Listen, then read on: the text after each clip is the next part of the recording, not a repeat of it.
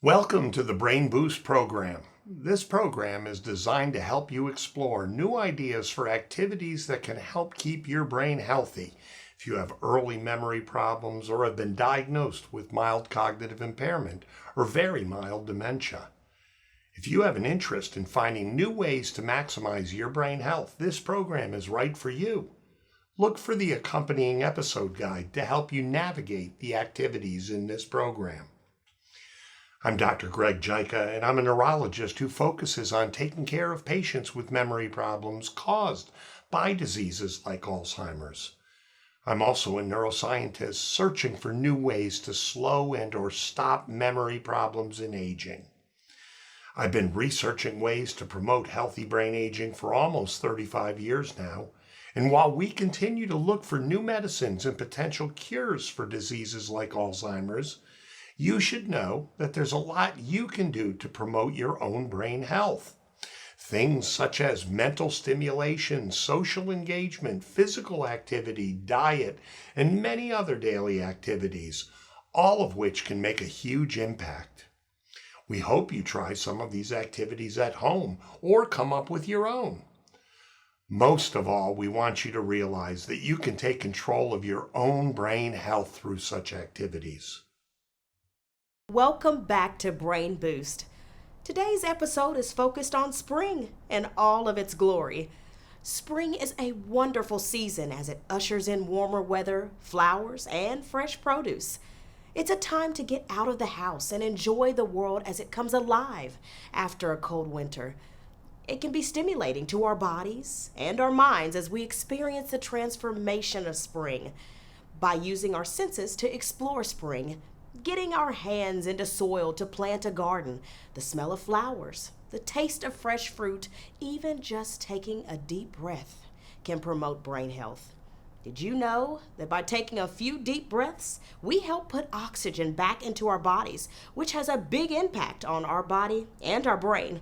Let's take a deep breath and start thinking about activities to help get us out of the house and enjoy springtime. This can be as simple as a walk around the neighborhood or something more adventurous like touring a local garden. A garden tour gives us ways to enjoy the beauty of nature and can inspire us to think about planting our own garden. Many communities offer free tours. We invite you to join us as we take one now.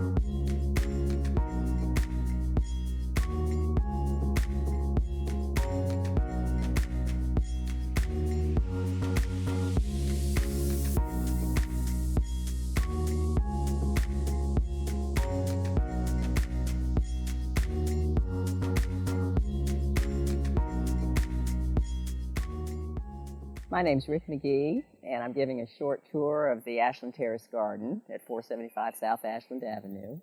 This is the official entrance to the garden. We've got brochures on the community here and garden brochures. And over here, we've got a mailbox with a hook that has scissors on it because this is a public cutting garden. So when people come into the garden, they can grab a pair of scissors. The price list is on this post, and basically what we do is charge 25 cents per stem. Anything is available to be cut except the roses, which are reserved for the residents. So only the residents can cut the roses. This is our main garden, and then a couple of years after we built this one, we added a second garden in the back for cutting. So we'll start out back there.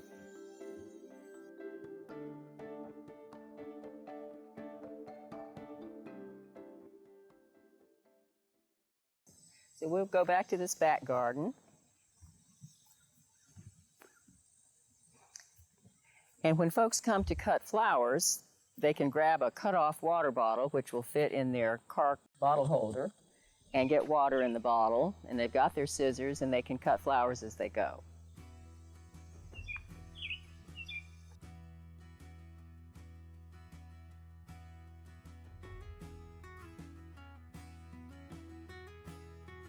So this is our back garden.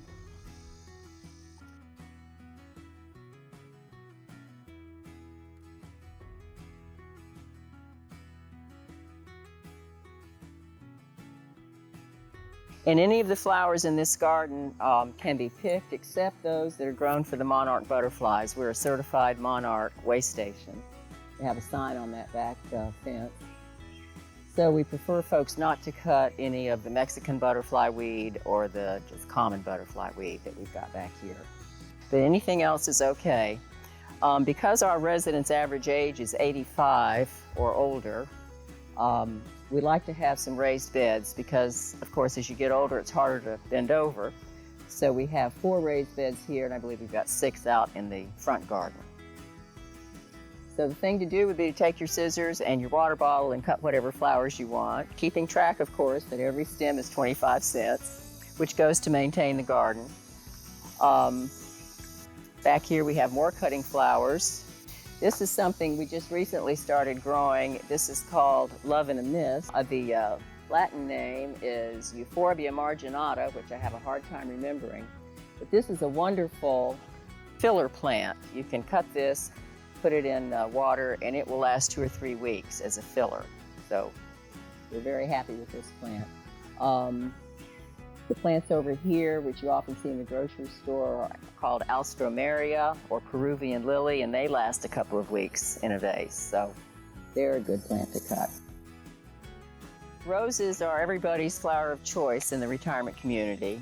And of course, when folks from outside come, they want to cut the roses, but we've asked that they not do that, and we reserve the roses for the residents. So they're really the only flowers that you cannot cut if you're from the neighborhood. And we have about 50 rose bushes.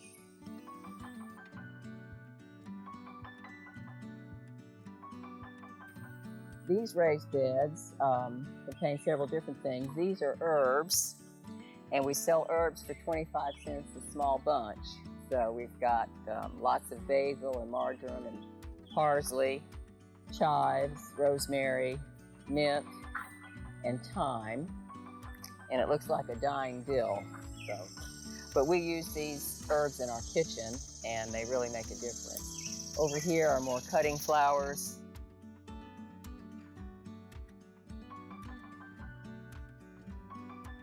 This is our little fairy garden for the kids in the neighborhood. They can come over and move things around in here. This is a cypress vine, which is very invasive, but we still grow it now and then because it's a hummingbird magnet. So you may see a hummingbird flit over here while we're doing our little tour. And this is a hyacinth bean, which is very popular in Lexington. We can go back around this way.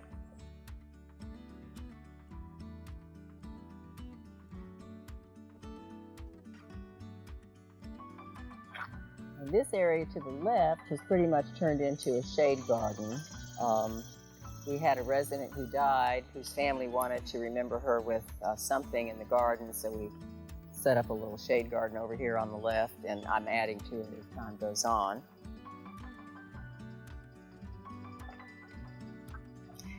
The roses that we've planted predominantly are roses that I picked for fragrance. So when residents walk down the walkway, they can stop and smell a rose. And this one smells heavenly. And that seems to make a difference. And we've also got other plants within the garden that put off a nice odor. So it smells awfully nice here in the spring.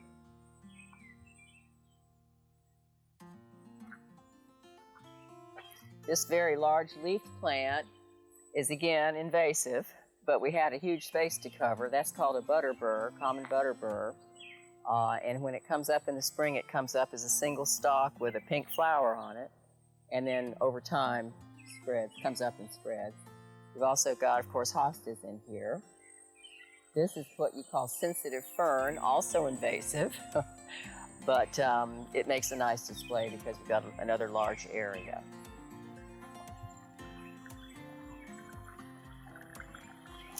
This is called gooseneck loosestrife, invasive as well. I don't know if you should show this with all these invasive plants. And this is one of the favorite spots for all the kids in the neighborhood. This is our koi pond.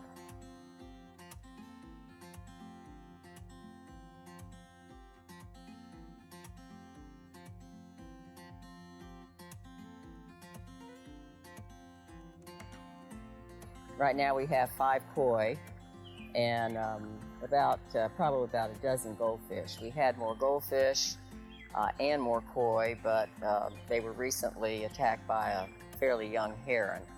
So we use our little plastic heron to scare off any marauding herons, and he has to be moved every now and then so that the real herons know or think he's a real heron himself.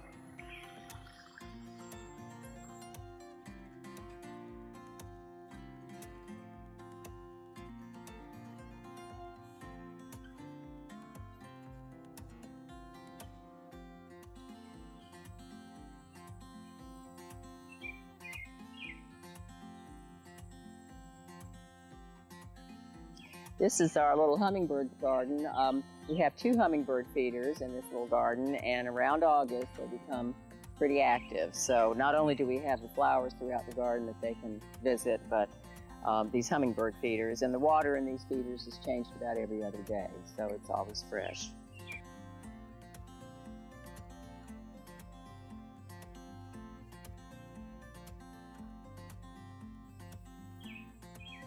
That's pretty much this area, but this is a favorite spot to sit for residents.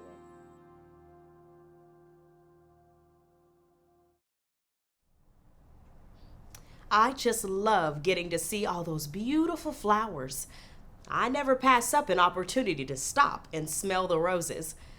We hope you enjoy the community garden tour. We encourage you to look for a garden tour in your local area. Many new things start to grow in the spring season, not just flowers. Spring is the perfect time to start to grow fruits and vegetables. Early spring fruits and vegetables nourish the body and the brain. Fruit is a good source of fiber, vitamins, and antioxidants. They all are important parts of a healthy brain diet. Other sources of antioxidants include things like dark leafy greens, sweet potatoes, broccoli, citrus fruits, berries, and beans. Making sure that your brain has the appropriate vitamins and nutrients it needs by making healthy choices is important for all of us. Finding ways to incorporate those fresh fruits and veggies is also important. Don't worry if you don't have access to fresh fruits or vegetables. Research also shows that frozen and canned fruits and vegetables provide our bodies with the needed nutrients as well. Let's join our cooking expert as we prepare a spring pea soup designed to not only stimulate your palate, but also to provide you the nutrients your brain needs.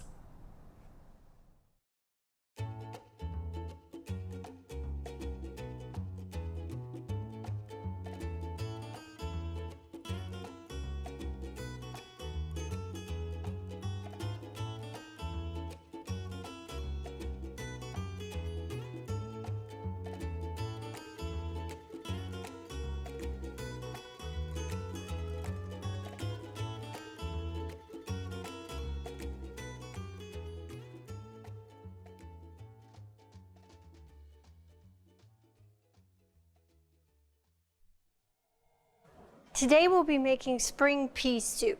Now we'll start off by chopping up a few things, but then we'll put everything on for a simmer, and at the end, before our peas get very dark, we're going to put it in a blender and puree it. So this is a creamy soup, almost like a bisque, but we have to start off sauteing a few things first.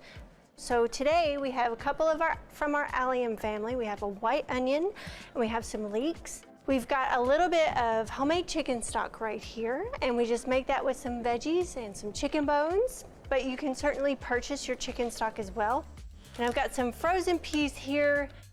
Have a little bit of cream, about a cup of cream, a little bit of butter for sauteing, and then for garnish, I have some chives. We're gonna make some chive sticks. And I've got a little yogurt here. You could also use some sour cream, or even if you have cream left over, if you have more than a cup, then you could take a little bit of that and reduce it in a pan, and it gets really thick. But you want something that's gonna float on top of your soup. First of all, we're gonna start off with the onion. This one's already been cut in half, and the stem and the root cut off of it, so this will be simple. We're gonna take off the skin, and for this, I don't have to have neat little dice or anything like that. So I'm just gonna start cutting and chopping and slicing up this onion. If you get half moons, that's fine. I so rarely ever cut half moons, so this is kind of like a treat. And we'll put all that into a small bowl or some kind of container to get it off of our cutting board. Now I've got a couple of leeks here. I absolutely love leeks. They're one of my favorite vegetables of all time because they're so buttery and rich when you saute them down. Now if you're not familiar with leeks, they come with a big green part on them. All you have to do is cut that green part off and then soak these in a lot of cold water. When they grow up like this, and those big green leaves are up, and every time it rains, dirt goes down in those leaves. So you want to soak these really well, and you even want to check under the first layer and make sure there's no grit or dirt in there. We're gonna mostly use the white to light green parts of these. You wanna cut off the root end, give it a little haircut, toss those away into your discard bowl. It's easiest, and again, we don't have to worry about our shapes on this, so we're gonna slice this in half to make it nice and stable and a manageable size. And you just slice across like you did with your onion. And you can get into the pretty dark green part.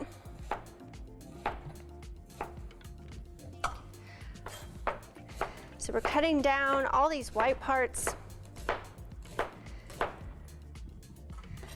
and up into the light green. You don't want to get into the too dark green. That's where the leek gets kind of tough. And that won't cook down and melt away like the white. Okay, so we've got our onion cut, we've got our leek cut, and the only other cuts we need to make are for our chive sticks. We're going to make sure they're all together, and I'm going to trim up these ends so everything is even. And then I'm going to cut about 1 inch. And that gives you chive sticks. So that's our garnish. And we'll move on over and we'll start the soup making process.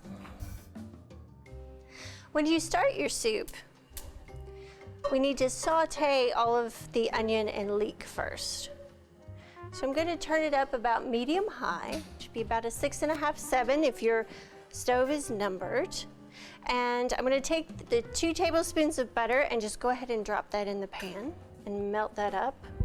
Now with a lot of my recipes, I use a lot of garlic and onion together. For this one, I didn't want to add fresh garlic. I wanted something much more subtle for that. So I took an entire half head of garlic and threw it in some foil, drizzled a little oil and salt on it, and then I roasted it. And you can either roast it low and slow for about 20-25 minutes at 325, or you can pop it in a hot oven if you can keep an eye on it for just about 10 or 12 minutes. So we're just gonna squeeze all of these roasted cloves of garlic into our soup once we get it going. Now my butter is certainly melting. You hear that bubble and sizzle. I'm gonna throw the onions and the leeks in now. Get close to the surface of your pan when you have hot fat in the bottom, because you don't want hot fat splattering on you. Adding salt will help these vegetables to give off their water. That way we won't be getting any browning on here. We don't want really that caramelized flavor. We want light and sweet flavors. It's okay to move these around. Again, you don't want them to take on colors, so you want to keep them moving, especially at a medium-high temperature. If you find your pan getting dry, you may want to add just a little bit more butter close to the side so it has time to melt. If you should find a little bit of browning going on in the pan, you want to turn your heat down a bit. But don't worry if a little bit has already occurred, because when we add the stock, we'll be able to scrape that up off the side. Okay, once your onions get translucent and your leeks are starting to get really soft, that's a good time to add all your other ingredients. We're gonna add them in a particular order, though. We're gonna add the stock first, because this will take our temperature down, and we don't want the peas sitting in there while we're trying to come back up to 10. So we'll add our stock now. Very carefully. This is a quart or 4 cups of stock. And then we'll add the peas. Now you can turn your heat up to high, because you want to actually bring your soup up to a boil. You can add a next round of seasoning, because my stock doesn't have any sodium in it, so I'm gonna add a little bit of seasoning there. And I can go ahead and add the roasted garlic to this stock and the soup mixture. You just squeeze and push the softened cloves out. They will break down more as the soup cooks. Once you get a full rolling boil on your soup, and we're getting close to that now, you want to turn it down to low and let it simmer for about 15 minutes. So once you have simmered your soup, you want to take it off the heat, and we're going to blend it. Now you want to be very careful with blending. I have this Vitamix here in this professional kitchen. If you just have a blender that has a lid on it like this, you're going to want to get a dry tea towel or dish towel to hold the lid on. Secondly, for safety, you're not going to put much into your blender at one time. So what you're going to need to do is have a secondary container to put your soup in till you can put it back into your pot and add the cream to it. So what you do is you remove your lid and you're going to ladle this in. I'm going to be careful about how much of this stock I ladle in at one time, because as I said, this should be kind of a thick, biscuity sort of consistency. So I'm going to be pretty veggie heavy in the beginning.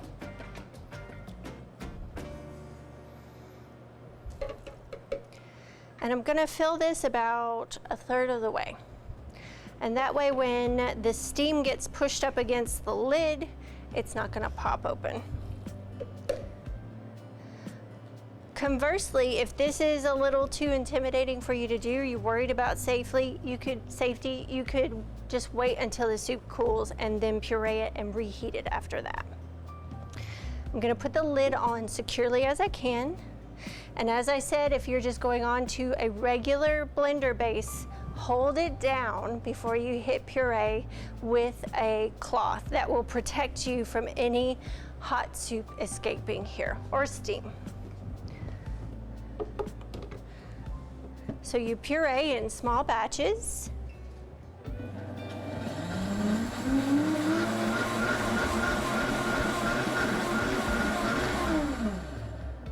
Until there isn't any big piece of your vegetables left. Till you get a smooth, steamy, bright green consistency. Now I'm gonna pour that into my secondary pan and start that process again. And now that consistency is a little bit thick, so I'm gonna add a little bit more stock this time as I add the veggies.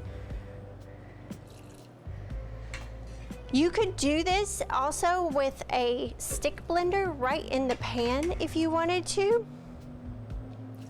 It doesn't get your soup quite as smooth and velvety as a blender does, but it will work in a pinch, and it will save you from having to do it in batches. You could do it all at once. Again, we're gonna fill to about 1/3 of the capacity, put our lid on tight,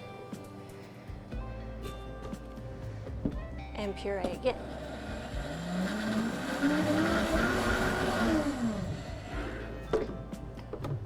So you can play around with the consistency of this soup. These two together should be just about perfect. And you would continue that with your whole pot until you get the right consistency. You might even want to keep a little bit of extra stock or some water around to add to your soup. I've got a nice hot soup still, so I'm going to add this cream. If you are chilling your soup, you want to warm it before you add the cream. And we're going to, since we've added that, we're going to re-season. If you don't want to add black pepper to this, you can certainly use the white pepper. That way it won't show, but do be careful because white pepper is a little more astringent flavor, and a little bit of pepper.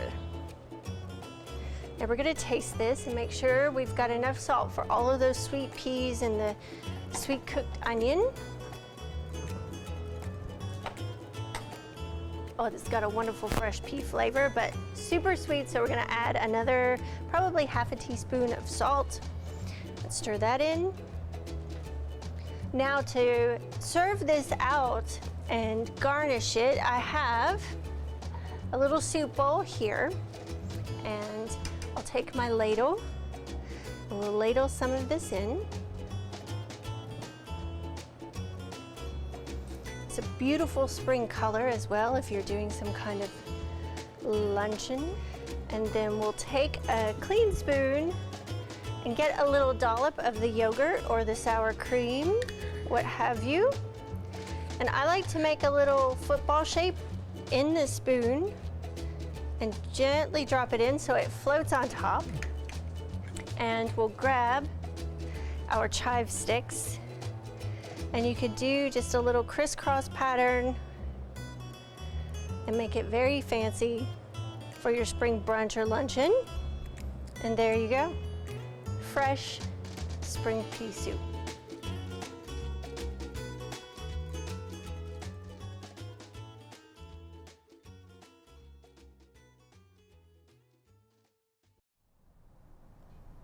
We hope you've enjoyed this cooking lesson today and will try this recipe yourself. Of course, there are many other recipes that you can take advantage of that will allow you to explore the fresh produce of spring and the taste and smells that come with them. After months of being cooped up in our homes, spring gives us an opportunity to get out and engage again physically, to move our bodies. Starting slowly and building up your physical abilities and stamina are an important part of early spring engagement. Before doing any physical activity, it is always good to evaluate your physical health and surrounding environment for safety. Let's hear from Dr. Cottle about what we can do to stay safe and active in our home. Hello, my name is Dr. Sean Cottle, and I'm a general internist at UK Healthcare, teaching medical students and medicine residents for over 30 years. I also take care of aging patients in my primary care practice. I've been working at the Sanders Brown Center on Aging for the last few years, helping with research in Alzheimer's and other dementias. Our chance for falls increase for a number of different reasons as we age. We want to make sure we stay safe and active in our homes. That is why it is important to take special precautions to help prevent falls in all the activities that we participate in. Everything from our normal day-to-day activities, but also when we add in additional physical activities like stretching or some other type of exercise. There are many reasons our balance can be off. Taking multiple medications, more than 5 preparations, may have side effects or may adversely impact underlying medical conditions. Other factors that could lead to trouble with balance include visual loss, hearing impairment, and difficulty with depth perception.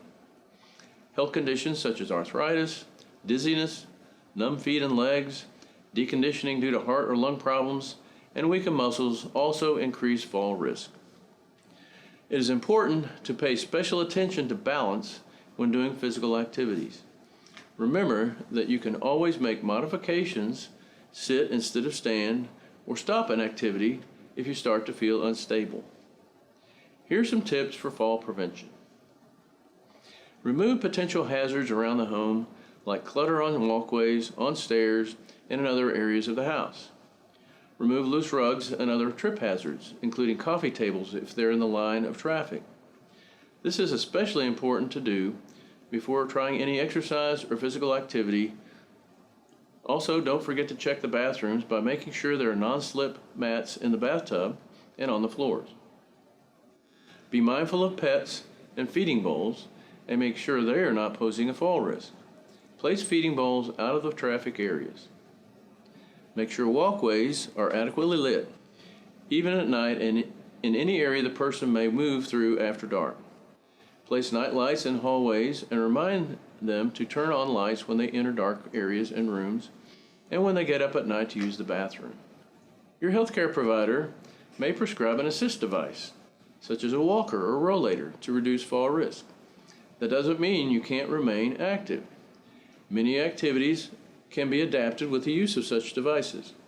Other places you might need equipment include the bathroom, equipment such as raised toilet seats, pull bars in the bathroom, bathing seats in the tub and showers reduce fall risk. Non-slip treads on bare steps and safety ramps over stairs may also be recommended. Referral to occupational and/or physical therapy may be recommended to improve strength, balance, and mobility, as well as daily functions. Ask your medical provider for advice and referrals. Remember, the goal is to be active and safe in your home. It is never a bad idea to check in with your own healthcare provider before starting new activities. Some physical activities, such as Tai Chi, can start us off in a slow manner while also bringing us into harmony with the world around us. Let's learn some basic Tai Chi from a Tai Chi master.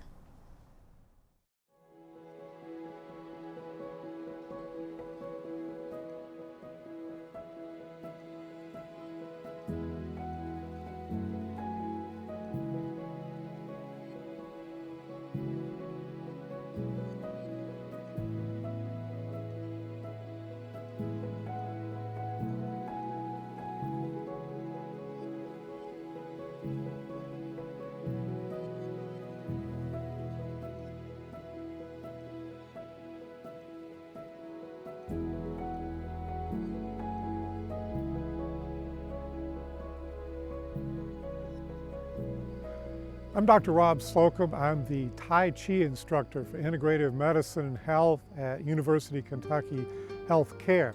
And today I'm going to share with you the practice of Tai Chi Qigong. Tai Chi Qigong helps us to be at one with the energy around us and within us. It's a moving meditation. It encourages resilience. It encourages balance. And we're going to talk about how that can be done in the comfort of your home or in any place where you have just enough room to make some basic movements. And this is for all kinds of people, no prior experience necessary. The fundamental aspect about Tai Chi Qigong is our posture.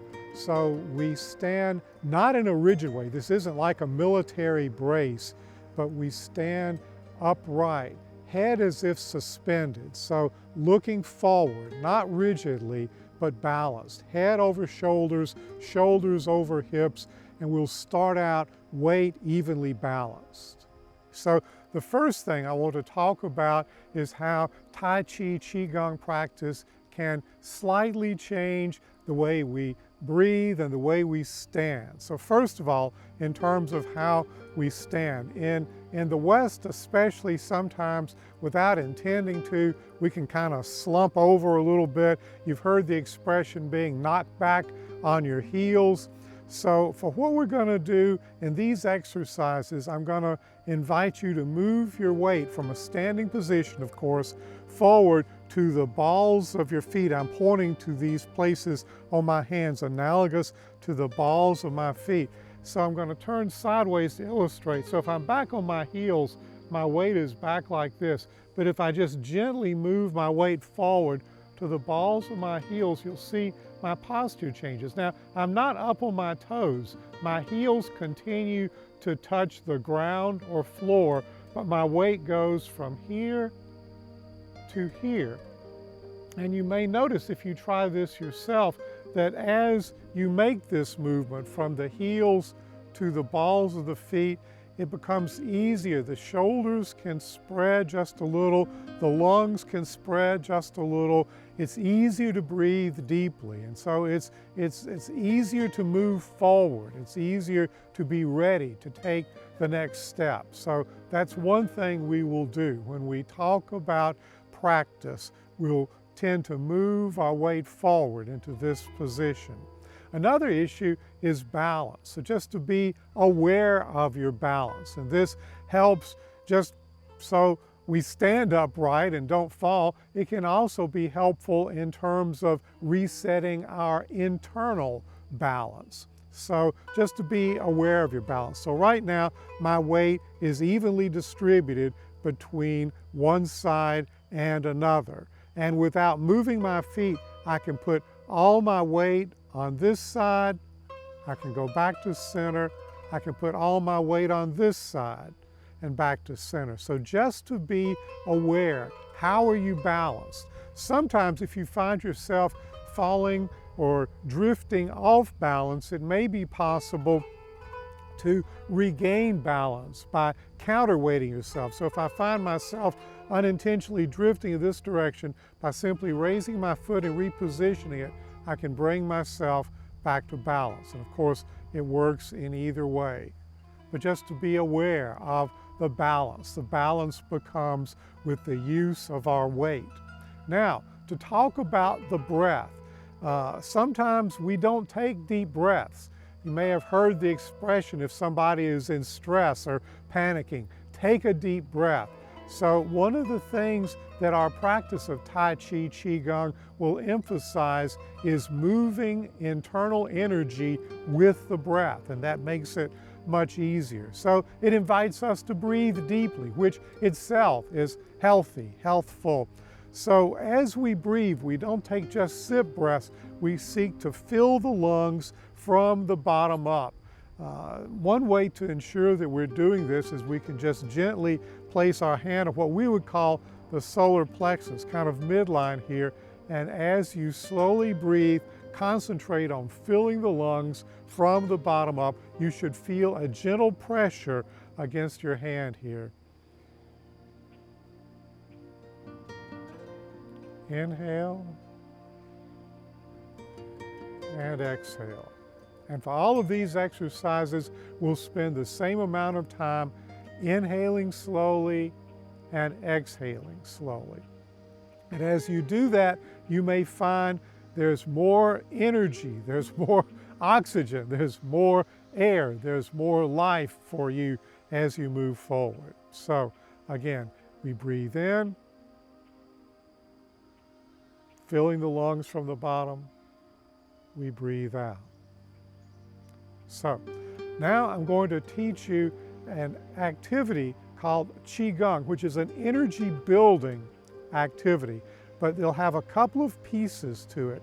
One of them will be a movement of the arms. So as we inhale, I'll bring my arms up and then exhale as they come down. And then I'll be running out of air at about belt line, so I'll inhale again, inhale up, slowly filling the lungs, exhale down. Now, the points that I mentioned to you on the balls of the feet, we understand them to be energy points. So we understand the energy with this exercise moving from top to bottom of the torso. So there'll be 3 sets of 3 breathings, and I'm going to turn sideways so that the first set of 3, we can imagine this wave of energy going down the front of the torso. For the next set of 3, down the middle of the torso. For the last set of 3, down the back of the torso. And this exercise is known as the rooting cleansing Qigong. Rooting in the sense that our feet are rooted in the earth, or rooted in the floor that's based on the earth, and cleansing in the sense that this wave of energy moving from top to bottom will clear those things that we want to move through. I liken it to cleaning the dust bunnies and the scraps of paper off the floor in the hall, but it just moves through and cleans out. So what we will do is for the first set of 3, I will inhale up, the hands will come around the face, around the torso, we'll pause for another breath, and then the energy will go the rest of the way down the legs and out through the feet, top to bottom, rooting and cleansing. So we'll do 3 sets of these. So if you'll please breathe with me now. Inhale up. Exhaling slowly.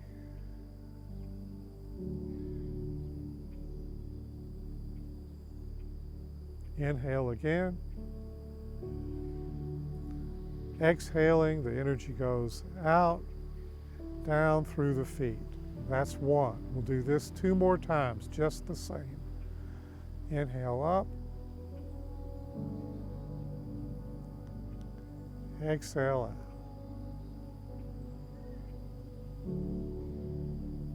Inhale up. Exhale out. Again, energy down the front of the torso, out through the feet. 1 more time. Inhale up. Exhale down. Inhale up. Exhale out, out through the feet. And that's the first set of 3. Now the next set of 3, we will envision the energy going through the center of the torso. And in this case, the hands will just come straight down, not going around the face as in the front. So, inhale up, slowly filling the lungs. Exhale down, slowly exhale. Inhale up, exhale down, out through the feet. Inhale up,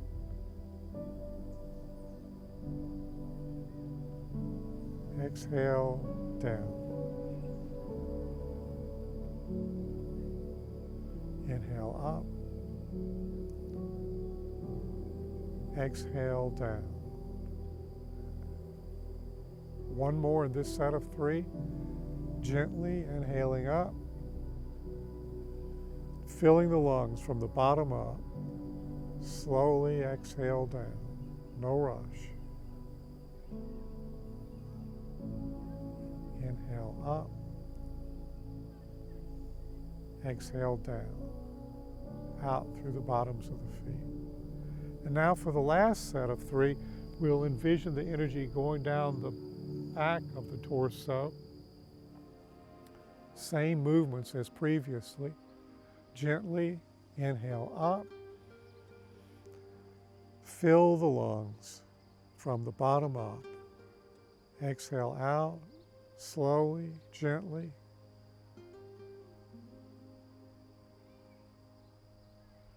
Inhale up, exhale down, emptying the lungs. Energy goes out through the bottoms of the feet.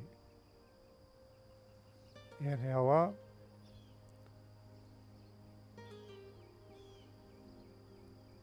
Exhale down, peacefully, gently.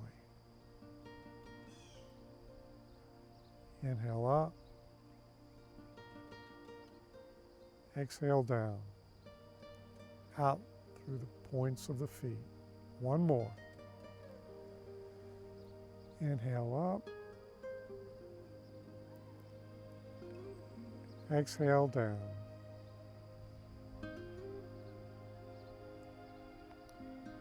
Inhale up. Exhale down. Out through the points and the bottoms of the feet. And that's the rooting cleansing Qigong. You may find it energizes and at the same time centers the energy, calms, focuses. This may prove helpful as a daily practice. It was nice to slow down and focus on my movements. I found that to be relaxing. How about you? Spring has many activities that can help us find time to relax and pause for the stresses of the day-to-day. Do you have something you love to do that can help you calm down if things start to become overwhelming? Stress and anxiety can easily sneak up on you and take over. They can make it harder to enjoy what is around you. Research has shown that stress and anxiety can cause damage to our brains. Chronic stress can contribute to brain atrophy and volume loss, which can lead to decreased focus and concentration. So let's take a few deep breaths and listen as we learn about important calming techniques. Did you know that anxiety stems from the amygdala in our brains? It's part of the human fight, flight, or freeze mechanism, part of the limbic system, and it's a defense mechanism for stress. This defense mechanism triggers a response to a perceived threat. Sometimes that response causes our blood pressure to rise. Sometimes it causes an upset stomach, and sometimes it causes us to worry and lose sleep. It may cause you to want to flee the situation or fight back.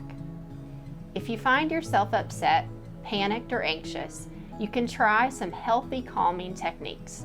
These may include listening to music, watching funny videos or a sitcom, going for a walk, or finding a pillow and screaming into it for a moment. You could try meditating or deep breathing. You may want to relax your body and drop your shoulders. Then take your tongue to the roof of your mouth and take a deep breath in and out.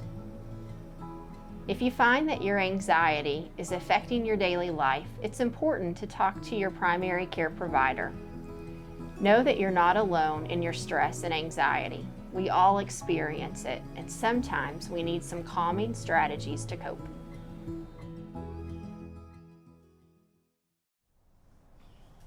I hope that you found some of those techniques helpful and that you will try some of them the next time you feel stress or anxiety creeping in. We might not always be able to change the stressors in our lives, but we can work to change how we respond to the stress. Thanks for joining us today. I'm reminded that spring is an opportunity to engage in so many healthy brain activities. The smells, the taste, and the beauty of new plants emerging. When I take that deep breath and stretch, I feel invigorated. I hope you do too. We'll see you next time on Brain Boost.